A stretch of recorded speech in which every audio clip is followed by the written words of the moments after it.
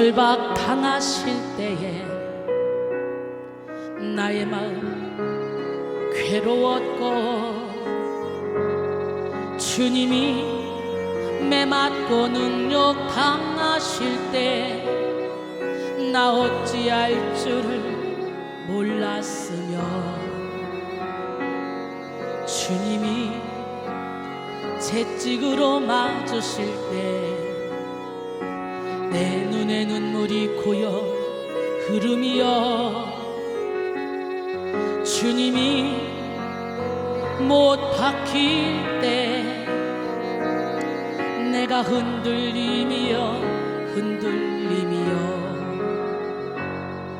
내 눈에서 오열의 파도가 넘치며 나의 마음 걷잡을 수 없어라.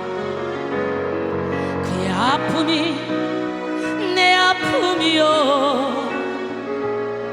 그의 죽음이 내 죽음이라. 그러기에 그의 부활도 내 부활이네. 그러기에 그의 생명도 내 생명이네. 그러기에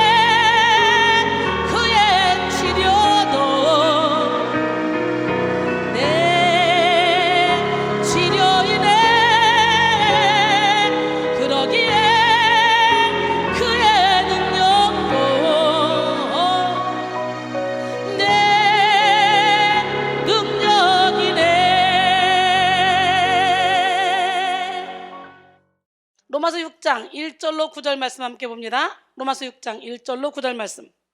그런즉 우리가 무슨 말을 하리요? 은혜를 더하게 하려고 죄에 거하겠느냐? 그럴 수 없느니라.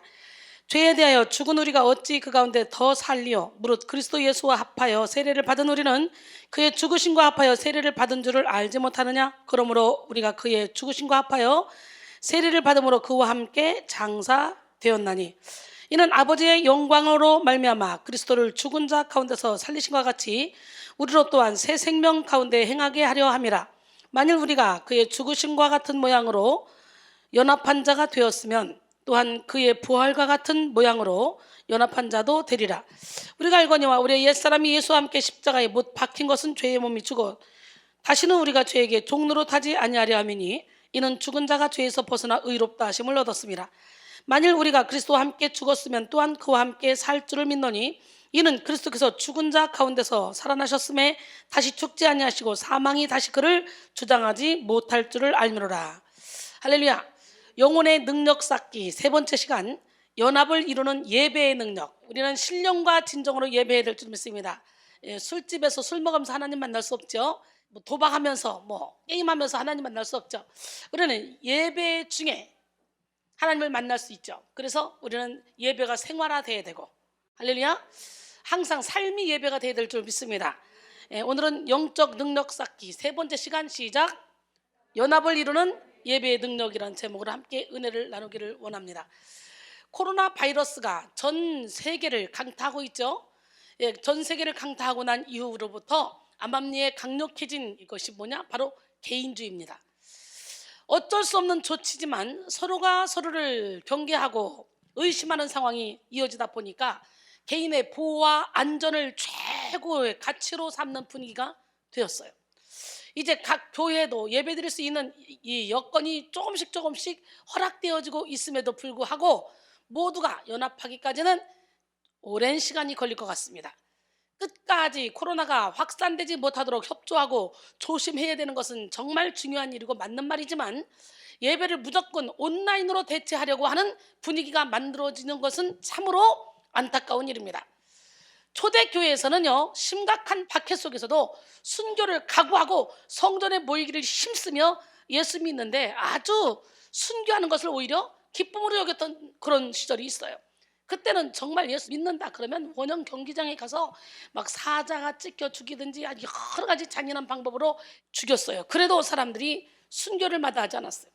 근데 코로나 바이러스 때문에 조금 온라인 예배가 익숙해지니까 이제 사람들이 아주 편안하게 예배 드리려고 있는 그 모습을 보면서 참 안타깝구나.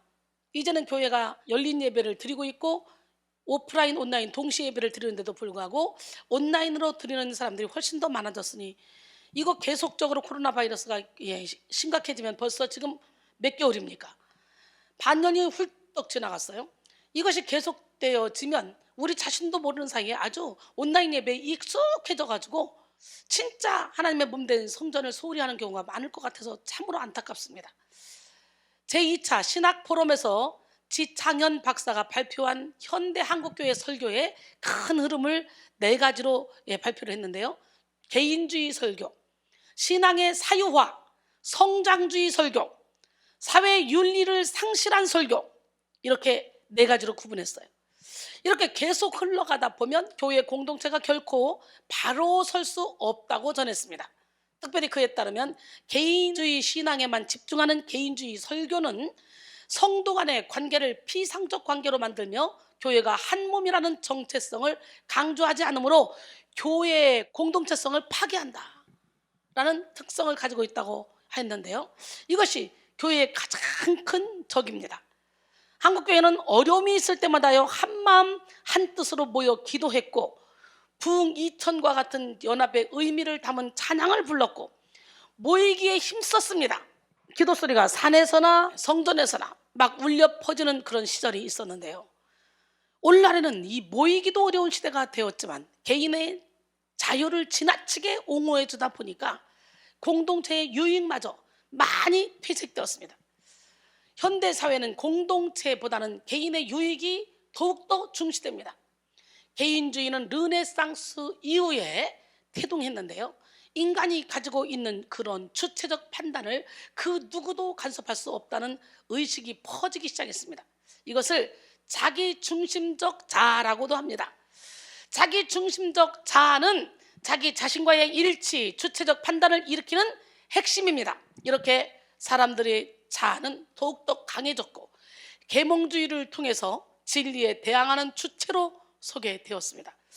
이전에 교회에 예속된 한 존재로서 인식되었던 개인이 계몽주의를 지나 자기 주체성을 확고히 가지게 되고 이것은 정치, 경제, 문화, 예술, 종교 모든 분야에 스스로 결정자로서 자리매김을 하게 되었습니다. 18세기 계몽주의로부터 시작된 근대 사회는 이성적이고 주체적인 자아를 추구했습니다.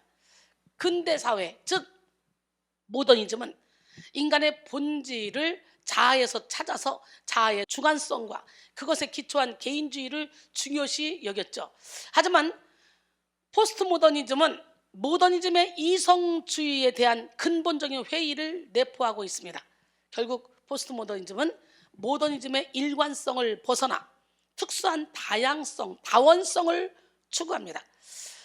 철학자 프리드리히 니체는 포스트 모더니즘에 큰 영향을 준 인물로 신은 죽었다라는 발언을 했습니다. 그의 발언은 신의 영역을 끌어내려서 종교의 규범을 해체하는 데 지대한 영향을 주었습니다. 이것은 내세에 대한 욕구, 신앙적인 것에 대한 반발을 불러일으켰어요.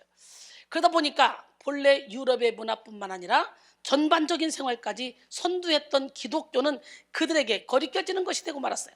이것이 오늘날 포스트 모던주의 시대의 개인주의로 이어져 오게 되었습니다. 포스트 모던은 자아조차도 이 온 세계를 이루고 있는 하나의 구성물일 뿐이며 모든 주체적인 것을 붕괴시켰습니다.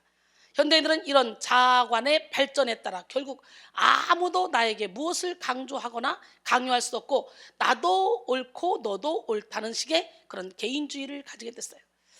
이런 사고방식이 잘못되었다고 생각하는 사람은 거의 없을 것입니다. 틀린 게 아니라 다르다라는 말도 요즘 많이 통용되고 있는 말인데요. 물론 틀린 게 아니라 다른 개념으로 이해해야 하는 것도 있지만 틀린 부분에 대해서는 다른 것이라고 인식하는 것이 정말 위험한 것이죠. 예를 들면 기독교의 진리와 다른 종교의 가르침을 대등하게 생각하고 그저 다른 것으로 치부하는 성도들도 있잖아요. 이렇게 발전한 개인주의는 연합의 중요성을 파괴했습니다. 연합은 신앙생활에서 아주 중요합니다. 신앙은 하나님과의 연합이 이루어질 때 가장 성숙하고 더불어 이웃과 연합할 때 시너지를 발휘할 수가 있는 거예요. 그래서 우리는 하나님과 연합하고 먼저 나 자신과 연합하고 그리고 하나님과 연합하고 이웃과 연합해야 돼. 할렐루야. 개인주의가 개인을 위하는 것 같지만 고독과 소외라는 그런 영적 치명타를 만들고 오로지 자기만을 위하는 것이 가장 최선이라고 여겨지게 하는 이 착각을 일으켰어요. 하나님은 저와 여러분을 그리스도의 몸된 지체로 부르셨습니다. 서로 사랑하라고 묶어주셨습니다. 고린도전서 1장 10절에 형제들아 내가 우리 주 예수 그리스도의 이름으로 너희를 권하노니 모두가 같은 말을 하고 너희 가운데 분쟁이 없이 같은 마음과 같은 뜻으로 온전히 합하라 그랬어요. 할렐루야. 오늘 같은 마음과 같은 뜻으로 온전히 합하는 우리 모두가 될 때 하나님은 우리를 통해 놀라운 능력을 행하실 줄로 믿습니다. A.W. 토저의 이것이 성공이다에 나오는 글입니다. 작은 조각들이 모여서 조화를 이룰 때 아름다운 모자이크 그림이 탄생하듯이 우리의 작은 노력들이 하나로 모아질 때 하나님의 병거가 달릴 수 있는 대로가 만들어진다. 이 대로에는 장애물이 없어야 하는데 장애물을 제거한다는 것은 우리의 잘못된 습관이나 죄를 제거한다는 뜻이다. 우리가 한 마음 한 뜻이 되어 이런 것들을 제거하기 전까지는 부흥을 기대하지 말라라는 글입니다. 사도 바울도 성도의 교제와 연합을 중요하게 여겼어요. 그래서 에베소 4장 1절 6절 그러므로 주 안에서 갇힌 내가 너희를 권하노니 너희가 부르심을 받은 일에 합당하게 행하여 모든 겸손과 온유로 하고 오래 참음으로 사랑 가운데서 서로 용납하고 평안에 매는 줄로 성령이 하나 되게 하신 것을 힘써 지키라. 몸이 하나요 성령도 한 분이시니 이와 같이 너희도 부르심의 한 소망 안에서 부르심을 받았니라. 주도 한 분이시요 믿음도 하나요 세례도 하나요 하나님도 한 분이시니 곧 만유의 아버지시라. 만유 위에 계시고 만유를 통일하시고 만유 가운데 계시도다 그랬어요. 우리 하나님은 우리가 연합하는 걸 너무 좋아해요. 시편 133편 1절에 보라 형제가 연합하여 동거함이 어찌 그리 선하고 아름다운고 그랬어요. 아프리카 정글을 탐험한 학자들이 있었습니다. 그들은 그곳에서 재미있는 실험을 해봤는데요.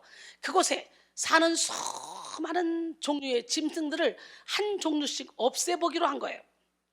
먼저 새를 없애보았더니 새소리가 없는 정글은 마치 공동묘지처럼 적막한 그런 숲이 되어버렸습니다. 그 다음에는 원숭이들을 쫓아내봤더니 이 가지 저 가지 나뭇가지를 막 옮겨다니며 나뭇가지를 꺾고 숲을 망가뜨리는 원숭이인 줄 알았는데 놀랍게도 원숭이들이 떠나니까 숲은 나무들이 서로 엉키고 덮이면서 썩어 들어가기 시작했어요. 마지막으로 징그러운 뱀들을 다 제거해 보았더니 천적이 없어진 쥐들이 그 숲에서 아주 판을 치며 날뛰기 시작했고 쥐들로 인해 해충을 잡아먹던 벌레들이 모두 없어짐으로 숲이 병들어 죽어가는 것이었습니다. 학자들은 이처럼 하나님께서 만드신 자연조차 모든 것이 공존할 때에 건강하고 질서가 잡힌다는 사실을 알게 되었습니다. 하나님은 이 땅의 모든 생물체들이 함께 돕고 공존하며 아름다운 관계 속에서 살아가도록 창조하셨습니다. 무엇보다도 인간은 더불어 사는 존재, 관계적인 존재입니다. 서로가 서로의 헬퍼가 될 때 아름다운 것이 인간의 삶입니다. 서로가 서로를 도와줄 때, 도와주는 사람이 될 때 마틴 루터 킹은 우리는 함께 갈 때 훨씬 빨리 갈 수 있다 이렇게 말했어요. 갈라디아서 6장 2절에 너희가 짐을 서로 지라 그리하여 그리스도의 법을 성취하라. 만일 누가 아무것도 되지 못하고 된 줄로 생각하면 스스로 속임이라 그랬어요. 요한복음 17장에서는요 예수께서 마지막 유월절 식사 후에 긴 교훈을 제자들에게 하신 다음에 하나님 아버지께 대제사장적 기도를 올리셨는데 그 기도에서 그는 그를 믿는 제자들 곧 성도들이 하나님을 위해 기도하신 것입니다. 누가? 예수님이. 요한복음 17장 21절로 23절 아버지여 아버지께서 내 안에 내가 아버지 안에 있는 것 같이 그들도 다 하나가 되어 우리 안에 있게 하사 세상으로 아버지께서 나를 보내신 것을 믿게 하옵소서. 내게 주신 영광을 내가 그들에게 주었사오니 이는 우리가 하나 된 것 같이 그들도 하나가 되게 하려 함이니라.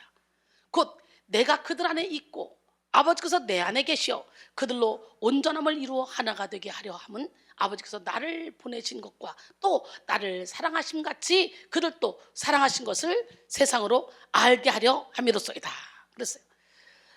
여러분, 연합을 싫어하는 개인주의적 신앙의 특징에 대해서 좀 더 살펴보면, 첫 번째, 신앙의 개인적 해석. 여러분, 교회 안에도 이런 개인주의가 틈타고 난 이후에 하나님의 말씀도 개인적으로 해석하고 개인의 신앙만을 중요하게 생각하는 성도들이 많아지게 되었습니다. 연합이나 하나됨은 거부합니다. 때로는 교회나 하나님보다 자신을 더 우위에 놓습니다. 사탄은 결국 절대적인 진리를 거부하게 만들어요. 스티브 윌킨스 마크 샌포드는 은밀한 세계 안에서 이렇게 말했습니다. 개인주의는 개인이 일차적인 실제이며 우주와 삶의 방식에 대한 이해는 자기 자신을 중심에 두어야 한다는 신념입니다. 개인주의는 적절한 모든 수단을 이용해 나의 특별한 관심과 목표를 최대한 추구해야 한다고 말합니다. 따라서 개인은 자율성과 자기 충족을 얻기 위해 노력하며 자신의 개인적인 목표에 도움이 될 때에만 다른 사람에게 의존합니다. 가족, 교회, 공동체, 사회는 기껏해야 2차적인 고려 대상일 뿐입니다. 그래서 개인주의 중심에는 나는 우주에서 가장 중요한 실제다 라는 신념이 놓여 있습니다 라고 했어요. 그다음 두 번째, 개인주의에 따른 헌신. 개인주의는 사역과 봉사의 영역에서도 교회의 필요나 목회자나 성도의 필요를 살피려고 하는 것이 아니라 개인의 그런 주관에 따라서 헌신하게 됩니다. 혼자만의 결정으로 봉사하다 보니 충돌이 일어나기도 합니다. 뜻은 좋지만 목회자라 할지라도 본인의 헌신에 대해서 쉽게 간섭할 수 없게 만드는 것이죠. 연합을 싫어하는 개인주의적 신앙이 자라게 되면서 사람들은 은연중에 하나님을 자신을 위한 존재로 여기게 됩니다. 자신이 누군가를 위한 존재가 되고 하나의 지체로 살아가는 것이 소모적이고 힘겨운 일이라고 생각합니다. 목회자가 바로 서지 않으면 성도들의 사고방식에 목회자가 끌려가요. 개인주의가 가지고 있는 근본적인 문제는 그 중심이 나라는 것입니다. 내가 나의 목표를 정하고 그 수단을 정합니다. 내가 내 인생의 주인이 되는 거죠.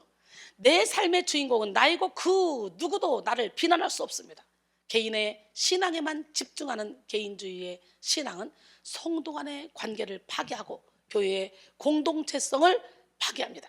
우리는 한 피바다 한 몸 이룬 그리스도의 지체들입니다. 고린도전서 12장 25절로 27절까지 보니까 몸 가운데서 분쟁이 없고 오직 여러 지체가 서로 같이 돌보게 하셨느니라. 만일 한 지체가 고통을 받으면 모든 지체가 함께 고통을 받고 한 지체가 영광을 얻으면 모든 지체가 함께 즐거워하느니라. 너희는 그리스도의 몸이요 지체의 각 부분이라 그랬어요. 몸된 성전에 모인 저와 여러분은 한 몸입니다. 예수 그리스도를 중심으로 한 몸이 됐어요. 그렇기 때문에 서로가 부족한 부분을 채워줘야 돼. 그래서 한 사람이 아프면 같이 아파야 되는 거예요. 할렐루야. 여러분, 손가락이 아프면 온몸이 아프잖아요. 발가락이 아파도 온몸이 아프잖아요. 그런 것처럼 우리는 예수님을 중심으로 한 지체인 줄 믿습니다. 성도는 철저히 예수 중심으로 살아가야 돼요. 그런데 개인주의 신앙은 나 중심이라는 거예요. 나 중심. 예수님이 하나님 나라를 선포하시면서 하신 일은 제자를 만들고 제자들과 하나가 되어 움직이셨습니다. 바울은 자신의 서신을 개인에게 보내지 않고 교회 공동체에게 보냈어요. 물론 개개인 하나는 소중하고 중요하지만 하나님의 역사는 개인으로 끝나지 않고 개인을 통해 공동체를 움직이셨습니다. 마이클 퀵은 오늘날 설교의 중심이 바로 개인인 나에 집중되어 있다. 즉 나의 삶과 목적, 나의 미래, 나의 소명, 나의 아픔과 문제 등 개인의 문제만 다루는 설교의 형태가 문제가 있다라고 했습니다. 사랑하는 성도 여러분, 우리는 이 어지럽고 개인주의적인 사고방식이 만연한 세태 속에서 시대를 역행하여 연합의 중요성을 외쳐야 됩니다. 그리스도와의 연합, 예배의 연합, 이웃 간의 연합을 통해서 하나님의 주권에 굴복하고 그 속에서 공급되는 새로운 능력이 솟아나게 됩니다. 그렇다면 어떻게 연합을 이룰 수 있을까요? 연합은 예배를 통해서 시작되고 예배를 통해서 완성이 됩니다. 각자 흩어져 있으면서 연합될 수 있다면 왜 하나님이 교회를 세우시고 성도로 하여금 연합하도록 이끄셨겠습니까? 온라인 예배로 연합할 수 있다면 왜 하나님이 교회를 세워놨겠습니까? 초대교회는 순교할 각오를 하고 성전에 모여 예배를 드렸는데 지금은 쉽게 코로나 그거 뭐라고 그 바이러스 때문에 조심해야 된다 그러니까 이제는 아예 온라인 예배로 그냥 정착하려고 하는 사람들이 많다는 거지. 참으로 안타깝죠. 하나님은 공동체를 기뻐하십니다. 공동체를 통해 하나님 나라를 이루시기 원하십니다. 그래서 5절 마가다락방에서 모여서 기도할 때 하나님이 불이 혀처럼 갈라지는 하나님의 능력이 임했잖아요. 할렐루야. 하나됨을 지향하는 공동체적 삶을 추구하며 나눔과 섬김을 실천하는 것이 하나님 나라를 이루어가는 것입니다. 우리가 코로나 시기를 지나면서도 어려운 상황 가운데서도 모여서 예배를 드려야 하는 이유가 바로 여기에 있는 거예요. 아무리 개인주의가 이 세상에 팽배할지라도 참된 교회 공동체는 여전히 이 세상을 향한 하나님의 대안이라는 걸 깨달아야 돼요. 시카고에 가면 그곳에 유명한 시카고 켄트 법과대학이 있는데요. 어느 해인가 졸업식이 있었는데 수석 졸업생은 오버톤이라는 맹인 학생이었어요. 그가 영예의 수석상을 받는 그 자리에서 그는 그 영광에 반한 그의 친구 카스프리작에게 돌아가야 된다고 이렇게 말했습니다. 그들이 학교에서 처음 만난 것은 학교 계단을 내려갈 때였습니다. 카스프리작은 맹인 오버톤이 계단을 잘 내려오도록 도와줬어요. 그런데 알고 보니 그를 도와줬던 사람은 팔이 없는 학생이었어요. 그날 이후로 두 학생은 서로 친해져서 날이 갈수록 우정이 깊어갔고 서로 협력하고 도와주는 친구가 되었습니다. 맹인인 오버톤은 책을 들고 다녔고 팔이 없는 카스프리작은 책을 읽어줬습니다. 이들은 자기들이 가지고 있는 능력으로 상대방의 약점을 서로 보완해 줬어요. 이렇게 서로 연합할 때 비록 앞을 볼 수 없는 맹인이며 또 팔이 없는 사람이었지만 그들은 미국의 그 유명한 법과 대학을 졸업하고 그것도 수석의 영광을 차지할 수가 있었습니다. 이들이 보여준 연합은 개인주의를 초월하는 연합이었어요. 우리 백성교회는 이들이 보여준 연합의 능력으로 큰 일을 이루어가고 있습니다. 그래서 계속해서 끊임없이 예배하며 모이고 그리고 연합하여 함께 공사도 하고 함께 밭에가 일도 하고 함께 또 설교 훈련도 받고 설교도 하고 하면서 연합해서 이 일을 이루고 있어서 시너지 효과를 막 내고 있습니다. 오늘 저와 여러분들도 연합의 능력을 가져야 돼요. 내가 부족한 부분을 쟤는 왜 저걸 못해 나는 이걸 잘하는데 그게 아니라 내가 부족한 부분을 상대방으로부터 채움받고 또 상대방이 부족한 부분을 내가 채워주며 연합의 능력을 이룰 때 우리는 큰 일을 해나갈 수 있을 줄 믿습니다.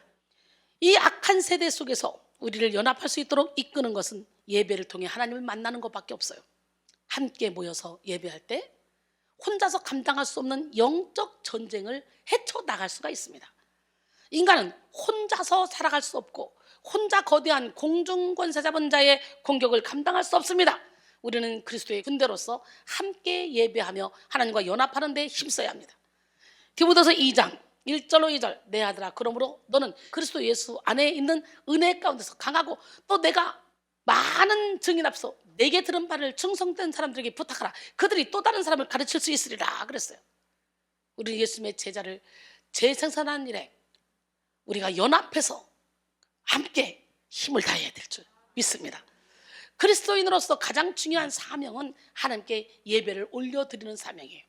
먼저 예배를 드리고 예배 안에서 하나님 주시는 말씀으로 우리는 선을 행해야 되는 거예요. 베를린에 가면 제2차 세계대전 당시 나치의 감옥이 그대로 보존되어 있다고 합니다. 그 당시 유태인을 처형하던 장소가 있고 그 옆에 문을 하나 사이에 두고 대기실이 있다고 하는데요. 그 대기실에는 그 당시의 상황을 잘 이해할 수 있도록 대기실 의자를 그대로 두었고 그 당시의 사진들을 전시해 두었던 겁니다. 그 사진들을 보면 그 무시무시한 형장에서 이제 처형을 기다리며 앉아있는 그런 사람들의 모습을 생각하면 저절로 전율을 느끼며 몸을 떨게 한다는 거예요. 그런데 그 중에 알프레드 델프라는 목사님의 사진과 함께 그분이 남긴 글을 읽고 많은 사람들이 감동을 받는다고 합니다.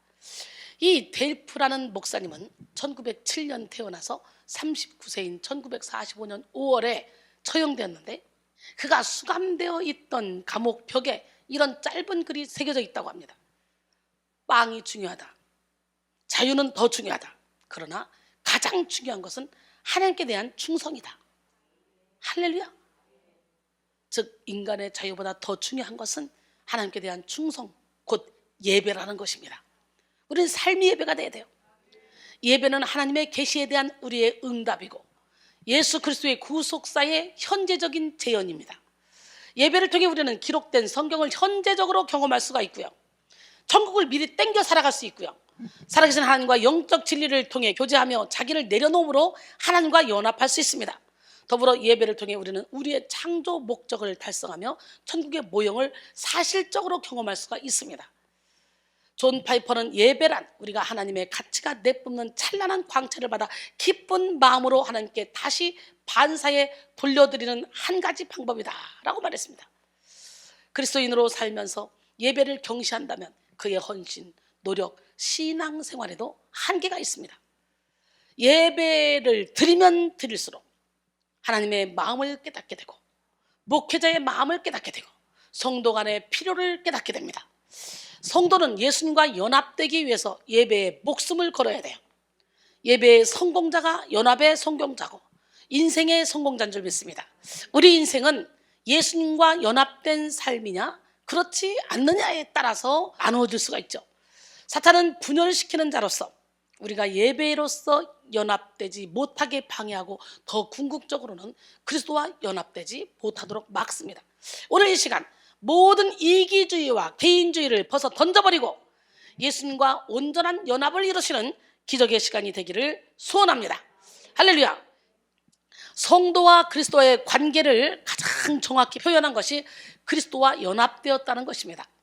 존 모레이는 이 그리스도와의 연합에 대해서 구원의 교리의 중심이 되는 교리이며 존 칼빈은 예수가 구세주이심을 보증하는 유일한 증거라고 말했어요. 오늘 본문을 통해 우리는 예수님과 참된 연합을 가능하게 하는 것을 예배의 관점으로 살펴보기를 원합니다. 먼저 예배는 예수님의 죽으심과 연합하게 하는 능력을 줍니다. 오늘 본문 로마서 6장 1절로 4절 그런즉 우리가 무슨 말을 하려 은혜를 더하게 하려고 죄에 거하겠느냐? 그럴 수 없느니라. 죄에 대하여 죽은 우리가 어찌 그 가운데 더 살리요? 무릇 그리스도 예수와 합하여 세례를 받은 우리는 그의 죽으심과 합하여 세례를 받은 줄을 알지 못하느냐? 그러므로 우리가 그의 죽으심과 합하여 세례를 받음으로 그와 함께 장사되었나니 이는 아버지의 영광으로 말미암아 그리스도를 죽은 자 가운데서 살리심과 같이 우리로 또한 새 생명 가운데서 행하게 하려 함이라 그랬어요. 여기서는 예수님과 연합함으로 성도가 죄에 대하여 죽었음을 선포합니다. 죽었다는 것은 그것이 우리에게 아무런 영향을 끼치지 못한다는 의미입니다. 죽은 사람은 말이 없어요. 죽은 사람은 이 세상에서 일어나는 일들에 대해 아무 영향을 받지도 영향을 끼치지도 못합니다. 죽은 사람은 쾌락을 즐길 수도 없고 맛있는 음식을 먹을 수도 없습니다. 모든 것에 대해서 무감각합니다. 죽은 사람 앞에 가서 아무리 욕을 해도 그 사람은 화내지 않습니다. 죽은 사람 앞에 가서 아무리 칭찬해도 그 사람은 기뻐하지 않습니다. 그러므로 죄에 대해 죽었다는 것은 죄가 그 사람에게 어떤 영향력도 끼치지 못하며 죄에 굴복하지 않는다는 것을 말합니다.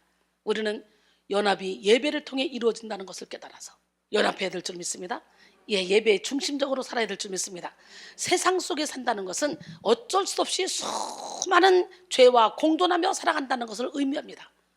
공중것에 잡은 이 어둠의 주관자를 이 세상 신이잖아요. 마귀잖아요.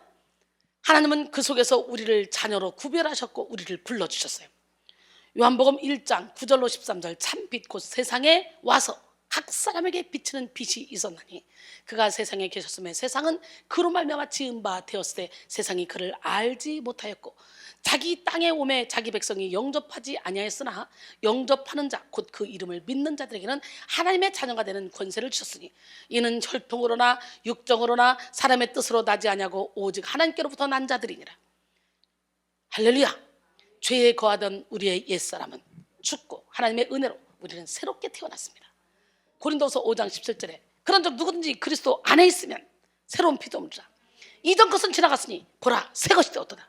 여러분 그러기에 우리는 새로운 피조물답게 살아야 돼. 열매 맺는 삶을 살아가기를 원합니다. 그리스도인은 예수님을 영접한 순간 의롭다함을 얻고 점진적인 성화를 통해 성결의 삶으로 변화해 갑니다. 세상을 살아가는 그리스도인은 죄에 속한 삶에서 벗어났으나 성화의 단계로 가기까지 많은 실수를 거듭합니다.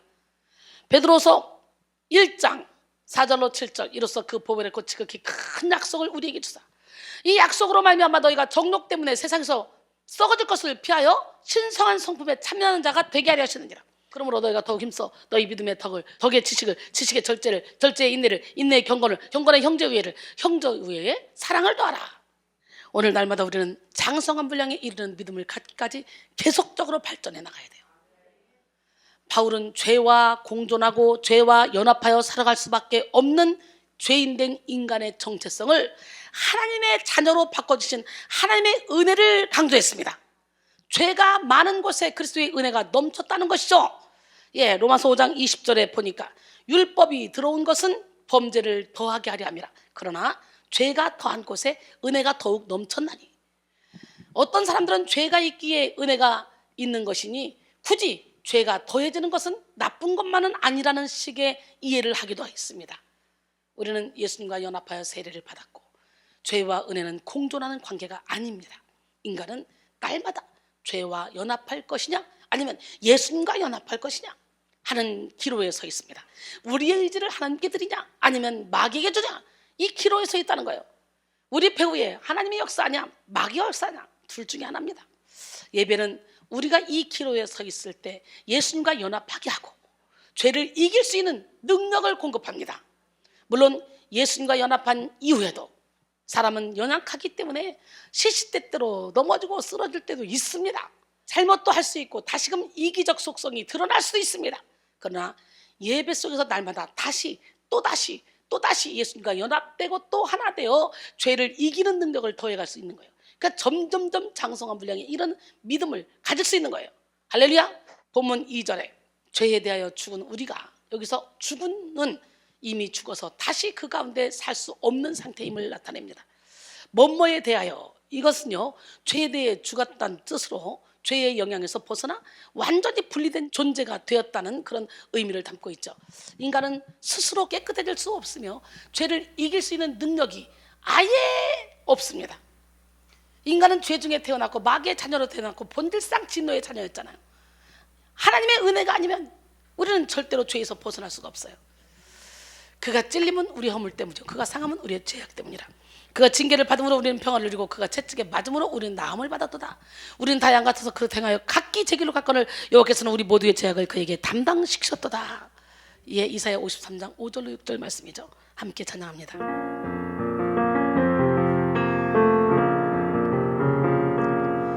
그가 찔림은 우리의 허물을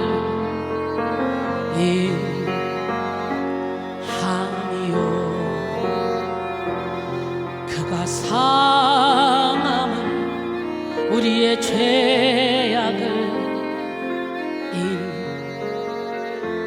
인함이라.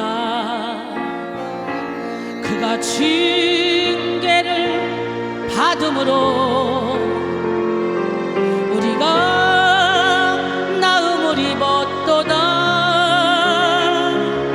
우리는 다 양 같아서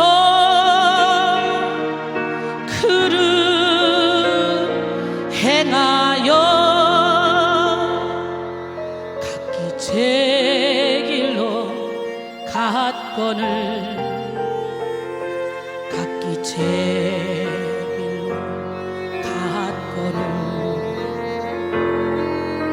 여호와께서 우리의 죄악을 그에게 담당시켰도다. 그가 징계를 받음으로 우리가 나음을 입었도다. 우리는 다 양 같아서 그를 행하여 각기 제 길로 갔거늘 각기 제 길로 갔거늘 여호와께서 우리의 죄악을 그에게 지켰도다. 우리 인간에게는 스스로 죄를 이길 수 있는 능력이 아예 주어지지 않았습니다. 그러나 어떤 사람들은 그리스도인이라 하면서도 자신 안에 있는 죄성을 부인합니다. 자신은 예수님을 믿으니까 구별되었고 죄사함을 받았기 때문에 깨끗하다는 것입니다. 굉장히 착각이며 교만한 생각이죠. 바리새인과 서기관들처럼 자신이 옳다고 여기는 사람들과 같은 태도입니다. 그래서 예배를 통해 예수님의 은혜를 깨닫고 그의 죽으심과 연합되어야 하는 것입니다. 그리스도인은 죄에 대하여 죽었다고 하지만요, 그리스도인이 세상을 살아가며 여전히 죄를 짓는 현상을 부인하지는 않습니다. 왜냐하면 육신의 정욕, 안목의 정욕, 이생의 자랑을 쫓아갈 수밖에 없는 그런 죄성을 가지고 태어났기 때문에 육신의 옷을 벗어 던질 때까지는 우리는 안심할 수가 없는 거예요. 그래서 매일매일 회개해야 돼요. 그리스도인이라 할지라도 연약하여 죄를 지을 수 있습니다. 죄의 권세가 그 삶을 지배하지 못하며 죄로 인해 사망이 성도의 삶을 주관할 수 없다는 사실을 우리는 말씀 안에서 볼 수 있어요.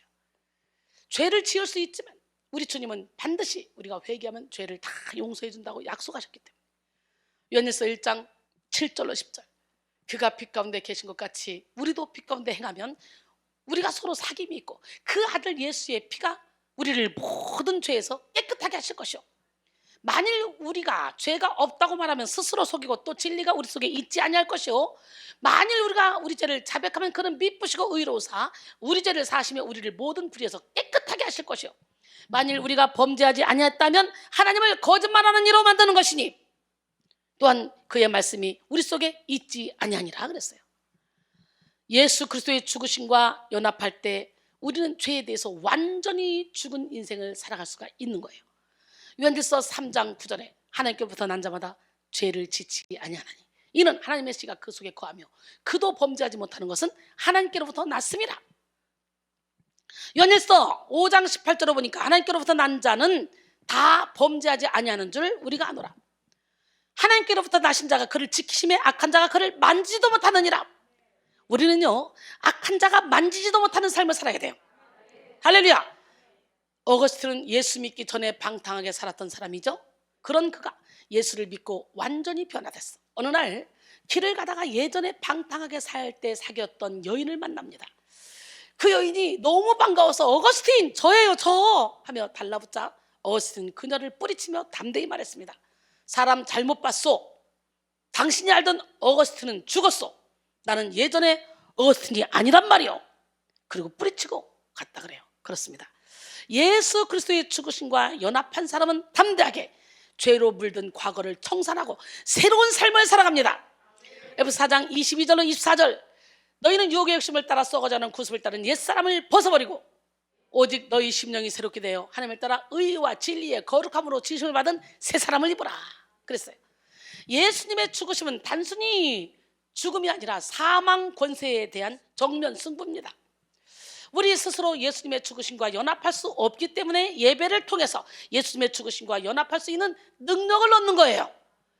예수님의 죽으심과 연합한 사람은 죄를 이길 수 있는 능력을 얻게 됩니다. 우리 주님은 이미 세상을 다 이겨놓으셨잖아요. 오늘 본문 3절에서 그의 죽으심과 합하여 라고 번역된 에이스톤, 다나톤, 아우트는 그리스도와의 연합이 바로 그리스도의 죽음과 합하는 것임을 알게 해줍니다. 실제로 우리의 몸이 죽는 것이 아니지만 그 죽음이 곧 나의 죽음이 되어서 그리스도께서 죽으심으로 죄의 권세를 멸하는 능력이 동일하게 우리에게도 나타난다는 것입니다. 예배는 십자가를 바라보게 하고 십자가의 죽음이 나의 죽음이 되도록 다리를 놓아줍니다. 할렐루야. 잭 헤이포드는 예배는 주 임재의 능력을 향한 문을 연다. 악한 능력을 물리치고 죄가 가진 파괴적인 활동을 파쇄시킨다. 예배는 예배자를 예배의 대상 되시는 주님처럼 변화시키는 것이다 라고 말했어요. 예배를 통해 우리는 그리스도의 형상을, 하나님의 형상을 닮아갈 수가 있게 될 줄 믿습니다. 바울은 이것을 세례를 받고 예수님과 연합한다고 표현했는데요, 이것은 물 세례뿐만 아니라 성령 세례를 의미합니다. 우리는 예배 속에서 성령의 임재를 경험합니다. 성령 세례를 통해서 죄를 씻김받고 죄를 이길 수 있는 능력 안으로 들어가게 됩니다. 진정한 예배는 영으로 드려지는 예배예요. 영으로 드려지는 예배는 자연스럽게 예수님의 죽으심과 연합하게 합니다. 요한복음 4장 24절에 하나님은 영이시니 예배하는 자가 영과 진리로 예배할지니라 그랬어요. 갈라디아서 2장 20절에 보니까 내가 그리스도와 함께 십자가에 못 박혔나니 그런즉 이제는 내가 사는 것이 아니오 오직 내 안에 그리스도께서 사신 것이라. 이제 내가 육체 가운데 사는 것은 나를 사랑하사 나를 위하여 자기 자신을 버리신 하나님의 아들을 믿는 믿음 안에서 사는 것이라. 할렐루야. 오늘 저와 여러분은 사나 죽으나 나는 주님의 것입니다 라고 고백해야 될 줄 믿습니다. 이제 내가 살아도 주를 위해 살고 이제 내가 죽어도 주를 위해 죽겠다는 고백이 여러분의 고백이 되기를 원합니다.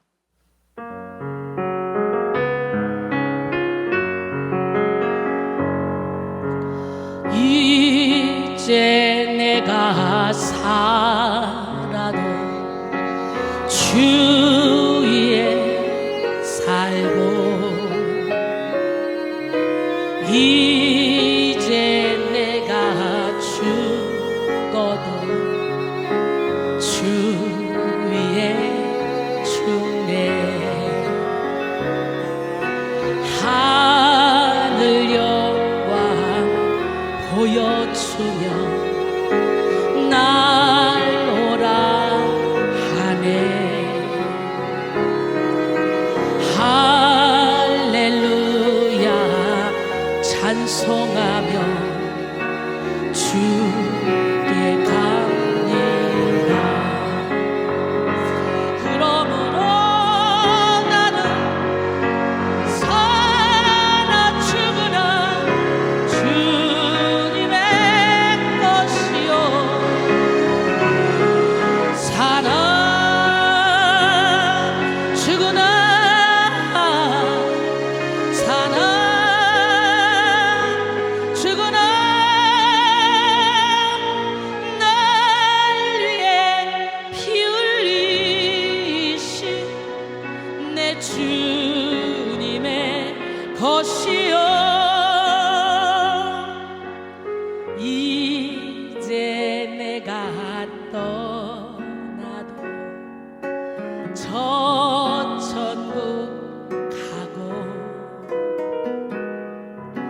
이제 내가 있어도 주 위에 있네. 우리 예수 찬송하며 나는 가겠네. 천군 천사 나팔 불며 마중 나오네. 그러므로 나는 사나 죽으나 주님의 것이요 사나 죽으나 사나 죽으나 날 위해 피 흘리신 내 주님의 것이요. 할렐루야. 바울은 자신이 이미 죽었기에 나머지 자신의 삶은 자신을 위해 대속 제물이 되어주신 예수 그리스도를 위한 삶이 되어야 함을 말하고 있다는 거예요. 사나 죽으나 나는 주님 것이다. 주를 위해 살겠다. 이렇게 바울은 연약하고 유한한 육체 가운데 살지만 그리스도와 연합하여 그리스도를 믿는 믿음 안에서 산다고 자신 있게 고백하고 있습니다. A.W. 토저는 그의 책 나는 진짜인가 가짜인가에서 이렇게 말합니다. 그리스도를 영접한다는 것은 그리스도와 연합한다는 것을 의미합니다. 그리스도와의 연합은 지적인 측면, 의지적인 측면, 감정적인 측면을 포괄한다. 지적인 면에서 예수님이 주요 그리스도라고 확신하고 의지적인 면에서 어떤 대가를 치르더라도 그리스도를 따르겠다고 결심하며 감정적인 면에서 그리스도와의 교제에서 오는 큰 기쁨을 누리는 것이다 라고 했어요. 예배는 우리가 이미 예수 안에서 죽었음을 다시 확인하게 합니다. 그리고 일상으로 돌아가 연약함으로 인해 또 죄에 무너졌다 할지라도 예배를 통해 다시금 새 힘을 얻게 합니다. 인간은 죄에 대해서 나약하기 때문에 이런 과정을 반복해야 합니다. 예배를 힘입어 자신이 그리스도와 함께 죽었다는 것을 또다시 확증하고 또다시 확증하고, 할렐루야, 믿음을 키워나가야 돼요. 나는 그리스도와 함께 죽었어 라는 것을 또다시 확증하고 또다시 매일매일 그걸 생각하며 믿음을 키워나가야 된다는 거예요. 사도 바울은 나는 날마다 죽는다고 그래요. 날마다. 하나님은 예배를 통해서 우리의 믿음이 그렇게 세워져 나갈 수 있도록 은혜를 베풀어 주시기 때문에 예배가 중요한 거예요. 예배를 드리는 것은 하나님의 통치 안으로 들어가는 것입니다. 우리 안에 아무리 큰 죄가 살아서 역사해도 예배 시간에는 악한 영이 하나님의 통치 앞에서 힘을 쓸 수가 없습니다.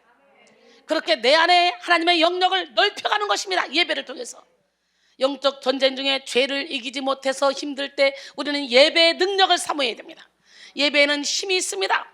우리 배후에서 역사하는 악한 영의 정체가 드러나게 하고 그것이 힘을 잃게 합니다. 우리는 죄에 대하여 온전히 죽어지지 못하는 자신을 볼 때 좌절할 수밖에 없지만 항상 예배를 사모하고 예배 가운데 거하면 내 힘이 아닌 하나님의 통치로 의지를 붙들 수 있습니다. 예배 외에, 기도 외에 이런 종류가 나갈 수 없어요. 예배를 드릴 때 우리는 하나님을 뜨겁게 체험할 수 있고 만날 수 있고, 가랑비에 옷 젖는 줄 모르고 나도 모르는 사이에 싹이 나고 이삭이 나고 열매가 맺혀지는 거예요. 말씀이 내 안에서. 할렐루야.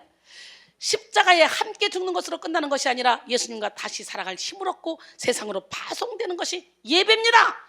두 번째, 예배는 하나님과 연합하여 부활의 능력을 얻게 합니다. 로마서 6장 5절로 9절 오늘 본문이죠. 만일 우리가 그의 죽으심과 같은 모양으로 연합한 자가 되었으면 또한 그의 부활과 같은 모양으로 연합한 자도 되리라. 우리가 알거니와 우리의 옛사람이 예수와 함께 십자가에 못 박힌 것은 죄의 몸이 죽어 다시는 우리가 죄에게 종노릇하지 아니하려 함이니 이는 죽은 자가 죄에서 벗어나 의롭다 하심을 얻었습니다 그랬어요.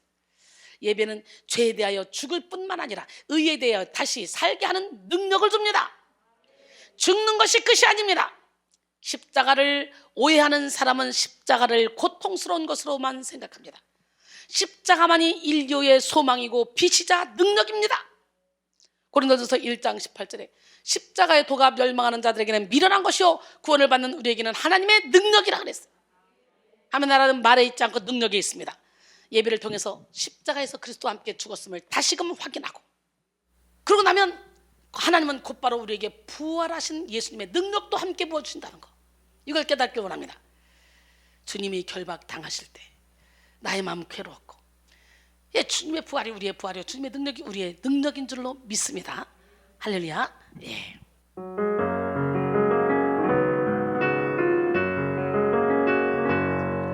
주님이 결박당하실 때에 나의 마음 괴로웠고, 주님이 매맞고 능력 당하실 때 나 어찌할 줄을 몰랐으며, 주님이 채찍으로 맞으실 때 내 눈에 눈물이 고여 흐름이여, 주님이 못 박힐 때 내가 흔들림이여 내 눈에서 오열의 파도가 넘치며 나의 마음 걷잡을 수 없어라. 그의 아픔이 내 아픔이요 그의 죽음이 내 죽음이라. 그러기에 그의 부활도 내 부활이네. 그러기에 그의 생명도 내 생명이네. 그러기에 그의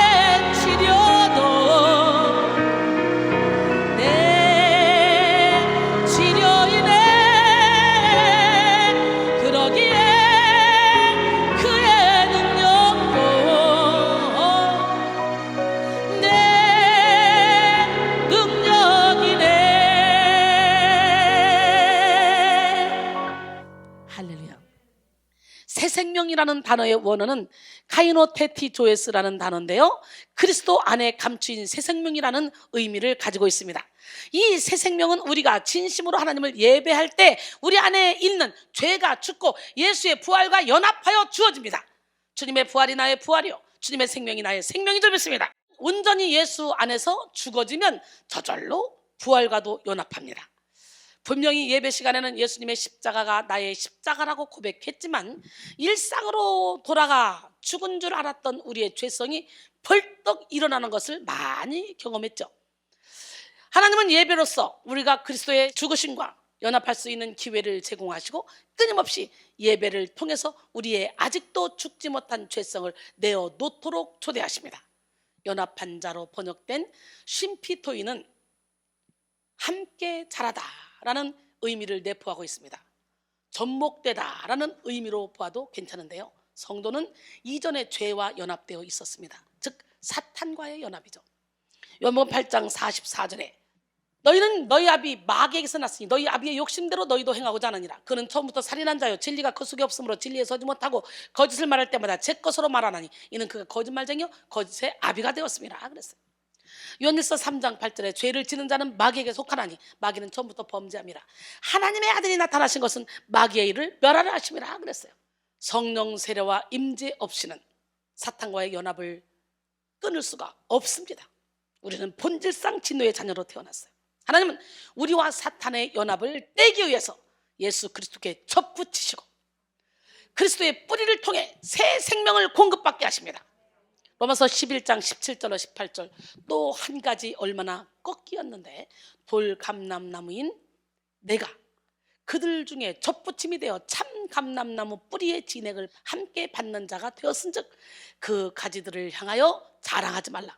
자랑할지라도 내가 뿌리를 보존하는 것이 아니요 뿌리가 너를 보존하는 것이니라 그랬어요. 할렐루야. 참 감람나무 대신 주님께 접붙일 때 우리는 자랑할 필요가 없다는 거예요. 지금 주님이 할렐루야 우리와 함께 하시는 줄 믿습니다. 성도가 예배할 때 이 행복한 교환이 일어나는 거예요. 오늘 행복한 교환이 일어나야 돼. 옛사람이 죽고 새 사람으로 거듭나야 돼. 그리스도와 함께 죽고 부활의 새 생명과 능력을 얻는 귀한 시간이 되기를 원합니다. 그래서 궁극적으로 예배는 우리를 살아나게 하는 능력이 있다는 거예요. 살리기 위해서 죽는 것입니다. 살리기 위해서 죽는 거예요. 내 이론을, 내 틀을, 내 욕심을, 내 모든 생각을, 내 자아를 죽이고 그리고 내 안에 계신 주님이 내 안에 살도록 나를 철저히 주님께 내어드려야 돼요. 내 인생의 운전대를 주님께 맡기는 시간이 바로 예배의 시간이야. 모든 예배의 순서는 예수 그리스도와 연합하는 데 초점이 맞춰져 있습니다. 우리를 그리스도와 연합된 새로운 삶을 살게 하시려는 최고의 축복이 바로 예배입니다. 고린도서 15장 21절로 22절 사망이 한 사람으로 말미암았으니 죽은 자의 부활도 한 사람으로 말미암는도다. 아담 안에서 모든 사람이 죽은 것 같이 그리스도 안에서 모든 사람이 삶을 얻으리라 그랬어요. 초대교회 성도들은요 예배 드리며 그리스도와 연합하고 동력자 이웃들과 함께 연합을 이루었습니다. 예배 속에서 예수님과 함께 죽고 예수님과 함께 살아서 예배 후에 연합의 능력을 보여줬어요. 초대교회 성도들은 박해 가운데서도 항상 함께 있었고 마음을 같이 했고 날마다 성전에 모이기를 힘썼습니다. 사도행전 2장 42절로 47절 그들이 사도의 가르침을 받아 서로 교제하고 떡을 떼며 오로지 기도하기를 힘씁니다. 개인주의가 아니었다는 거예요. 지금처럼 사람마다 두려워하는데 사도들로 말미암아 기사와 표적이 많이 나타나니 믿는 사람이 다 함께 있어 모든 물건을 서로 통용하고 또 재산과 소유를 팔아 각 사람의 필요를 따라 나누어주며 날마다 마음을 같이하여 성전에 모이기를 힘쓰고 집에서 떡을 떼며 기쁨과 순전한 마음으로 음식을 먹고 하나님을 찬미하며 또 온 백성에게 칭송을 받으니 주께서 구원받는 사람을 날마다 더하게 하시니라. 바로 우리 교회가 이런 교회가 돼야 되지 않겠어요? 우리 목사님들이 얼마나 많아요. 그들로부터 이적과 표적이 막 끊임없이 계속 나타나고 할렐루야. 그래서 성도들이 다 변화가 돼가지고 하나님 사랑 이웃 사랑을 실천하기에 바쁜 교회가 돼야 돼. 아멘. 초대교회 성도들은 다 각기 자기 살기 바쁜 사람들이었어요. 그들은 할 일 없었으니까 그렇죠. 그런 말 하지 마세요. 각기 살기 바쁜 사람들이었어요. 그러나 예수님의 죽으심과 부활이 그들로 하여금 그리스도의 마음을 품게 했고 함께 모여 예배할 때 더욱더 견고해졌습니다. 이렇게 예수님의 부활에 연합될 때 예수님의 사랑이 나의 사랑이 되고, 예수님의 충만하심이 나의 충만함이 되고, 예수님의 치료가 나의 치료가 되고, 예수님의 능력이 나의 능력이 되고, 할렐루야. 예수님의 생명이 나의 생명이 될 줄 믿습니다. 요한복음 14장 12절에 내가 진실로 진실로 너에게 이르노니 나를 믿는 자는 내가 하는 일을 그도 할 것이요 또한 그보다 큰 일도 하리니 이는 내가 아버지께로 감이라 그랬잖아요. 예수님과 연합하면 우리는 예수님이 하신 일, 그보다 큰 일도 할 수 있어요. 질적으로는 큰 일을 할 수 없지만 양적으로는 얼마든지, 예수님은 3년 동안 일하셨기 때문에 우리는 얼마든지 30년도 일할 수 있고 40년도 일할 수 있잖아요. 우리가 살아있는 동안. 그러니까 큰 일도 많이 할 수 있죠. 세 번째, 예배를 통해 예수님과 연합하면 하나님이 주장하시는 삶을 살아요. 할렐루야. 우리는 예배를 통해 예수님과 연합해야 됩니다. 형식적인 예배, 마음 없는 예배, 그런 예배를 드리는 형식적인 명목상의 그리스도인으로서 그냥 시간 때우기 예배, 이런 예배를 드리면 절대로 예수님과 연합할 수 없어요. 온갖 잡생각을 가지고 예배를 드리면 절대로 하나님을 만날 수도 없어요. 그러나 예배를 통해 마음의 중심을 하나님께 드리는 사람은 예수님과 연합할 수 있습니다. 그리고 하나님이 주장하시는 인생을 살게 되는데요, 사실 인간이 하나님의 주장하심을 느끼지 못하는 이유는 착각과 교만에 빠져 있기 때문이에요. 오늘 여러분 모두가 다 이 착각과 교만에서 벗어나기를 원합니다. 인간은 세 가지 착각과 교만에 빠져 산다고 합니다. 젊을 때는 언제나 청춘이어서 안 늙을 것 같은 그런 착각과 교만, 건강할 때는 자신은 아프지 않고 병이 안 들 것 같은 착각과 교만, 돈을 잘 벌고 잘 나갈 때는 영원히 풍요롭게 살 것 같은 착각과 교만에 빠져 산다는 것입니다. 우리는 이런 교만을 십자가에 못 박아야 됩니다. 나이를 이걸 장사는 없다 그러잖아요. 진짜 나이 먹어보니까 틀려요. 옛날에 어르신들이 그러잖아요. 자동차를 타면 에어컨을 못 틀게 더워 죽겠는데 에어컨 바람 부면 금방 칵칵칵 기침 말고 아우 추워 이래요. 도대체 이해가 안 갔어요. 이해 갔어 안 갔어? 근데 50대 후반 60대니까 에어컨 바람만 쐬도 금방 콧물이 나와. 금방 추워. 변덕쟁이야. 끄면 또 금방 더워. 그냥 변덕쟁이가 되더라고. 선풍기 틀면 금방 콧물 나와.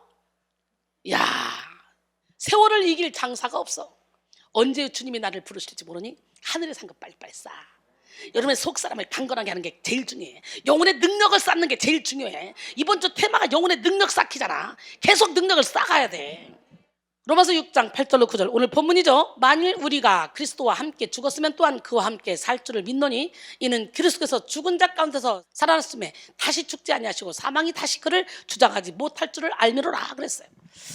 우리가 죽었으면으로 번역된 앞의 단어배는 완전히 죽다라는 뉘앙스를 지닌 아포드네스코의 부정 과거 시제로 완전히 죽은 상태나 조건으로 들어간 것을 나타냅니다. 특히 조건을 나타내는 불변사 A가 직설법과 함께 쓰였는데요, 이는 가정적 뉘앙스보다는 조건적 뉘앙스를 더 강하게 나타내고 있습니다. 이는 바울이 성도가 이미 그리스도와 함께 죽은 것을 기정사실로 밝히며 논증을 진행하고 있다는 것을 알 수 있습니다.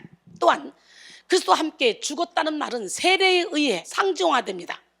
세례란 예수님과 연합하여 함께 십자가에 못 박히는 것과 또 예수님과 연합하여 함께 새 생명을 얻게 되는 것을 상징합니다. 그리스도와 함께 죽었다는 것은 끝이면서 동시에 시작을 의미하는데요, 즉 생명의 시작을 위한 죄의 끝을 말합니다. 따라서 그리스도와 연합한 성도들은 그리스도의 대속을 통해 죄의 형벌에서 해방될 뿐 아니라 새 생명의 삶과 영원한 승리가 보장된 것이죠. 사랑하는 성도 여러분, 우리는 이미 그리스도 안에서 함께 단번에 죽은 자이지만 그와 동시에 다시 살았고 날마다 현재적 구원을 이루며 살아가야 합니다. 존 스토트는 기독교의 기본 진리라는 책에서 그리스도인의 책임 있는 삶을 강조합니다. 기독교의 기본 진리란 예수님이 세상에 구주가 되기 위해 오신 하나님의 아들이라는 것을 믿는 것만인가? 아니다. 그것만은 아니다. 그리스도의 신성을 인정하는 것, 인간이 구원받아야 함을 인정하는 것, 그가 우리를 위해 한 일의 결과를 믿는 것만으로는 충분하지 않다. 기독교는 단순히 믿는 것에 그치는 것이 아니라 행동이 따라야 한다. 우리의 지적 신앙이 비판의 여지가 없는 완벽한 것일 수 있다. 그러나 우리는 신앙을 행동으로 옮겨야 한다.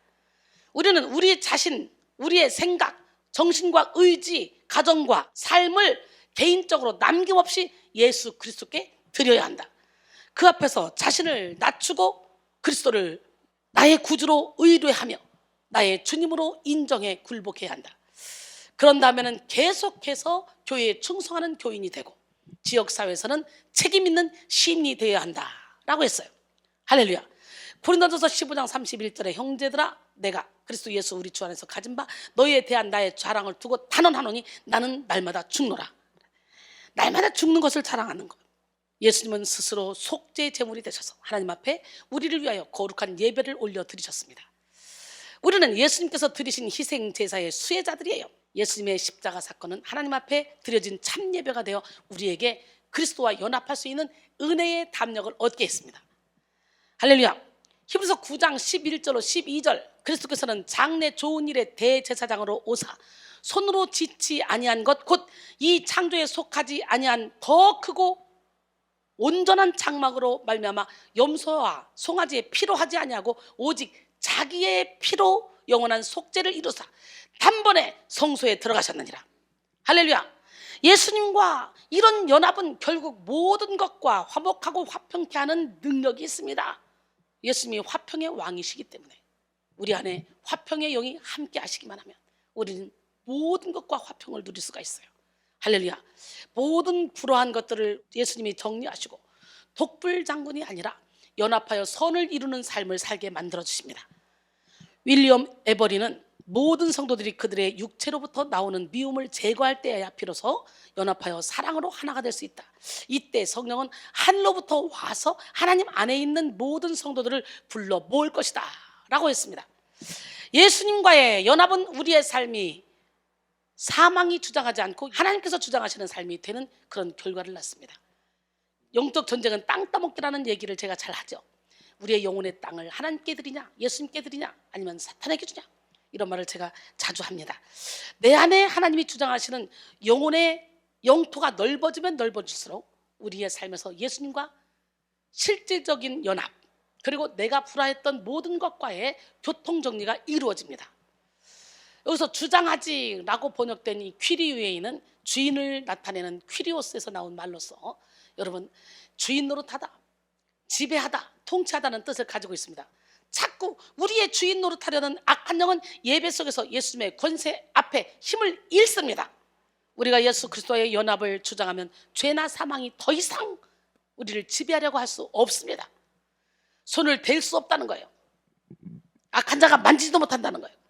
예수님의 부활의 믿음으로 동참할 때 사망 권세는 무력해집니다. 예수님 안에만 있으면 성도들에게 더 이상 이 어둠의 권세들은 넘을 수 없고 이길 수 없는 존재가 된다는 거예요. 넉넉히 우리는 이 어둠을 이길 수 있다는 거예요. 예배를 사모하고 늘 예배 안에 거하는 사람, 예수 안에 거하는 사람은요 사망 권세가 그를 건드리지도 못한다는 거예요. 다시 한번 깨닫기를 원합니다. 로마서 8장 35절로 39절 누가 우리를 그리스도의 사랑에서 끊으려 환난이나 공고나 박해나 기근이나 적시나 위험이나 칼이랴 기록된 바 우리가 종일 주를 위하여 죽임을 당하게 되며 도살당할 양같이 여김을 받았나이다 한것 같으니라. 그러나 이 모든 일에 우리를 사랑하시니로 말미암아 우리가 넉넉히 이기느니라. 내가 확신하노니 사망이나 생명이나 천사들이나 권사들이나 현재일이나 장래일이나 능력이나 높음이나 기쁨이나 다른 어떤 피조물이라도 우리를 우리 주 그리스도 예수 안에 있는 하나님의 사랑에서 끊을 수 없느니라 그랬어요. 그렇게 우리는 예수의 이름을 힘입어서 마귀를 대적해야 돼요. 그럼 마귀는 피합니다. 성도가 세상 속에서 겪는 현실적인 많은 일들은 예수님과 연합하지 못해서 일어난 일들이 많습니다. 영혼의 우선순위는 그리스도와 연합되는 것이고 그 영혼을 하나님 앞에 드릴 수 있는 예배의 자리에 나오는 것입니다. 우리가 가정에서 분열하고 공동체에서 분열하고 직장에서 분열을 경험하는 것도 각자 서로에게 가득한 분열의 권세가 그를 주장하고 있기 때문이에요. 교회가 한번 분열이 일어나 찢어지면요 그 다음 계속 분리의 영이 분열의 영이 계속 그 교회를 움직여서 계속 찢어집니다. 무섭습니다. 여러분 그것을 볼 수 있는 영의 눈이 열려지기를 원합니다. 주님이 이 말씀 속에서 우리를 그리스도와 연합되도록 이끌어 가신 이유는 앞으로 이기심과 개인주의적인 것을 깨뜨리고 성령으로 하나됨에 힘써서 그리스도께서 우리를 통하여 일하시게 하려는 것입니다. 스펄전 목사는 그의 책 시편 강해에서 이렇게 말했어요.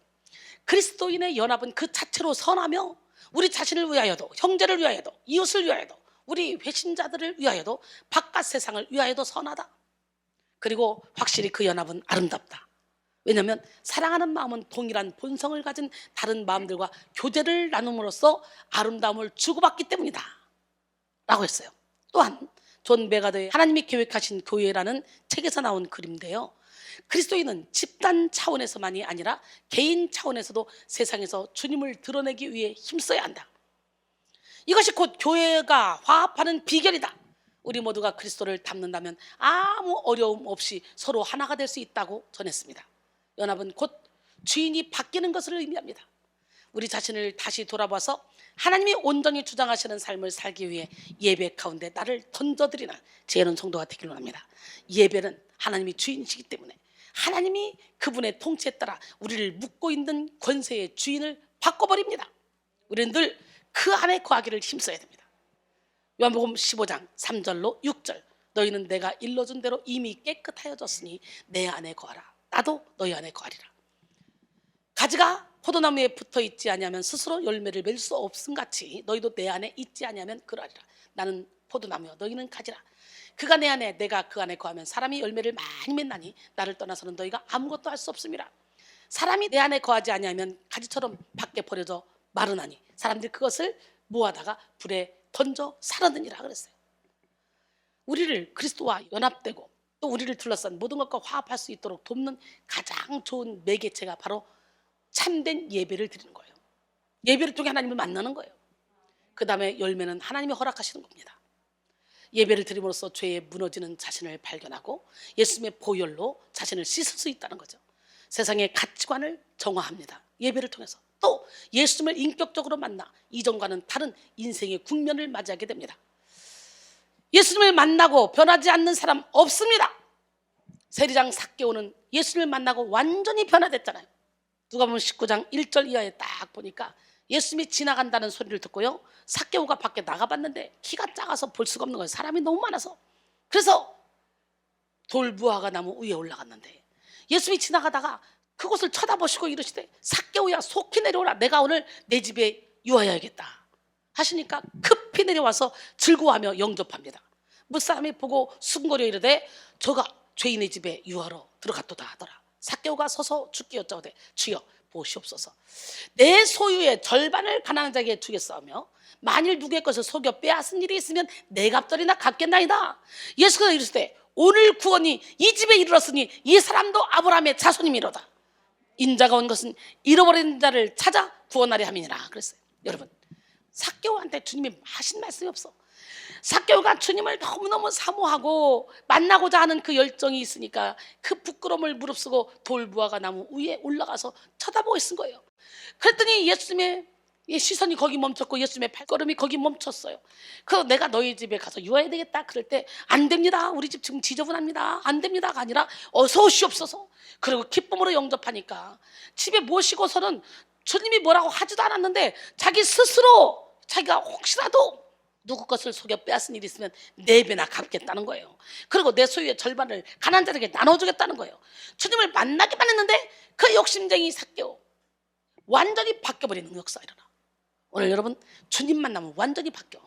이순이 봐, 이순이 세상을 그렇게 좋아하고 사람을 그렇게 좋아하고 노는 걸 그렇게 좋아하고 그랬던 이순이가 예수를 만나면서 세상 줄을 확 끊어버리고 세상과 나는 간 곳이 없고 오직 구속한 주만 보여. 그래서 24시간 360을 할렐루야만 하고 살아가잖아. 사도 바울도 빛으로 오신 예수님을 다메섹 도상에서 만나죠. 그리고 눈이 멀어버리죠. 그리고 완전히 바뀌었어요. 완전히. 그렇게 예수 믿는 사람들을 핍박했던 사도 바울이 완전히 바뀌어서 사도 바울을 통해 얼마나 많은 사람들이 이방인들이 살아났습니까? 예수를 만나기 위해서 예배를 드려야 돼. 말씀 속에 거하는 하나님을 만나야 돼. 한 번 예배 드리는 것으로는 온전한 변화를 이룰 수 없습니다. 물론 그냥 한 번에도 팍 삭개오처럼 사도 바울처럼 변화될 수 있겠지만 이순이처럼 한 번에도 변화될 수 있겠지만 대체적으로는 꾸준히 예배 드릴 때 역사가 일어나더라고. 계속해서 예배의 주권 가운데 예수님과 연합하면 그 다음은 하나님이 이루어 가십니다. 하나님은 예배 속에서 성령을 공급하시고 세상을 살아갈 힘을 허락해 주셔요. 예배하는 자만이 얻을 수 있는 특별한 새 힘입니다. 예배 드리기에 피곤할 수 있지만 신기하게 예배 드리고 나면 마음이 즐겁고 평안해지는 것은 바로 연합의 신비입니다. 잠언 17장 22절에 마음의 즐거움은 양락이라도 심령의 근심은 뼈를 마르게 하느니라 그랬어요. 사람은 즐거운 일을 하면 피곤을 잊게 되고 자신의 능력치를 뛰어넘도록 몰입의 능력을 발휘하기도 합니다. 많은 사람들이 드라마나 만화책을 본다든지 게임을 한다든지 여러 가지 자신이 재미있어 하는 일을 하다가 밤을 새본 경험을 갖고 있을 거예요. 그죠? 좋은 일을 할 때, 재밌는 일 할 때 밤새도 힘들지 않잖아요. 이 예배가 좀 깁니까? 그런데도 여러분, 우리 교회는 주일날도 길잖아. 그런데 전혀 지루하지 않잖아. 그냥 예배 드리면서 새 힘을 얻잖아. 시간이 가는 줄도 모르고 몰입해버리기 때문에 그렇죠. 우리는 이런 피곤을 잊은 즐거움을 예배 안에서 얻는 거야. 예수님과의 연합은 인생의 궁극의 행복과 즐거움을 느끼게 합니다. 시공간을 초월한 즐거움이며 인생의 목적, 삶의 의미를 찾는 즐거움입니다. 예수님과 연합하면 예수님의 영성이 나에게 그대로 소화됩니다. 하나님이 소화할 수 있도록 도우십니다. 예수 그리스도와 연합되고 계속해서 연합하며 살아가는 성도는 두려움이 없습니다. 로마서 8장 1절로 2절 시작. 그러므로 이제 그리스도 예수 안에 있는 자에게는 결코 정죄함이 없나니 이는 그리스도 예수 안에 있는 생명의 성령의 법이 죄와 사망의 법에서 너를 해방하였습니다. 할렐루야. 로마서 8장 31절에 그런즉 이 일에 대하여 우리가 무슨 말을 하려? 만일 하나님이 우리를 위하시면 누가 우리를 대적하려? 골로새 3장 3절로 4절 이는 너희가 죽었고 너희 생명이 그리스도와 함께 하나님 안에 감추어졌습니다. 우리 생명이신 그리스도께서 나타나실 그때 너희도 그와 함께 영광 중에 나타나리라 그랬어요. 여러분, 내가 그리스도와 함께 십자가에 못 박혀 죽었다면 이제 땅의 것을 바라보지 말고 위의 것을 바라보래요.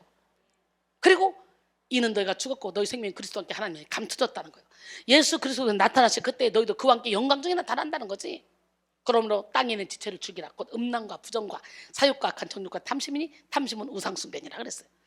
개인주의에 따른 신앙생활을 했던 사람도 예배 드리면 그 견고한 개인주의의 성을 깨뜨리고 그리스도와 연합하여 빛을 나타내는 삶을 삽니다. 그리스도와 연합되면 작은 수고를 하고도 하나님이 열매를 맺혀주십니다. 큰 수고를 해도 힘들지 않습니다. 성령의 바람 날개를 타고 사는 삶을 살기 때문이죠. 제가 그렇게 살고 있지 않습니까? 솔직히요, 여러분들에게 저처럼 하루만 살아도 해도 한 명도 못 살 걸. 하루도 잠자다도 잠결에도 눈 뜨면 영상 작업해요. 잠결에도 눈 뜨면 설교 준비해요. 먹든지 마시든지 무엇 사든지 하나님의 영광을 위해서해요. 세상과 나는 간 곳이 없고 오직 구석한 주만 보고 지금까지 달려왔어요. 여러분 하루라도 그렇게 살려면 살 수 있을 것 같아요? 저는 일을 정말 많이 하잖아요. 자동차 안에서도 오며 가며 길거리에서도 밥 먹으면서도 영상 틀어놓든지 설교 준비하면서 밥을 먹고 커피숍 가도 시간을 1분 1초를 아껴 쓰잖아요. 그런데 그렇게 큰 일을 많이 하는데 힘들지 않아요. 우리 아들이 엄마 다이어트 하려면 이 음식을 먹어야 되고 이건 이렇고 그러면서 5분짜리 막 영상 같은 거 틀어줘요. 보라고. 그럼 내가 이게 보면서 난 설교 준비해요. 들으면서 보면서 엄마 안 봐? 엄마는 2가지를 한꺼번에 해. 그러니까 신경 쓰지 마. 보지도 않으면서 뭐 끌래? 야 엄마 본다니까. 시간이 아까워요. 뭘 한 가지 하려면 참 시간을 아꼈어요. 여러분 결론적으로 사랑하는 성도 여러분, 오늘 우리는 영혼의 능력 쌓기 3번째 시간 연합을 이루는 예배의 능력이라는 제목으로 함께 은혜를 나눴습니다. 연합은 신앙생활에서 아주 중요합니다. 그리스도와의 연합, 예배의 연합, 이웃 간의 연합을 통해서 하나님의 주권에 굴복하고 그 속에서 공급되는 새로운 능력이 솟아나게 됩니다. 그렇다면 어떻게 연합을 이룰 수 있을까요? 연합은 예배를 통해 시작되고 예배를 통해 완성된다 그랬죠. 본문을 예수님과의 참된 연합을 가능케 하는 예배의 관점으로 살펴봤죠. 예배는 예수님의 죽으심과 연합하게 하는 능력을 줍니다. 예배는 예수님과 연합하여 부활의 능력을 얻게 합니다. 예배를 통해 예수님과 연합하면 하나님이 주장하시는 삶을 살게 됩니다. 이 시간 여러분 모두가 온전한 연합을 이루므로 진리 안의 자유 가운데 하나님의 뜻을 이루어드리는 기적의 주인공들이 되기를 주님의 이름으로 축원합니다. 할렐루야. 죄짐 맡은 우리 구주 함께 찬양합니다. 죄짐 맡은 우리 구주 어찌 좋은 친구인지 걱정 근심 무거운 이리 와 이 주께 맡기세.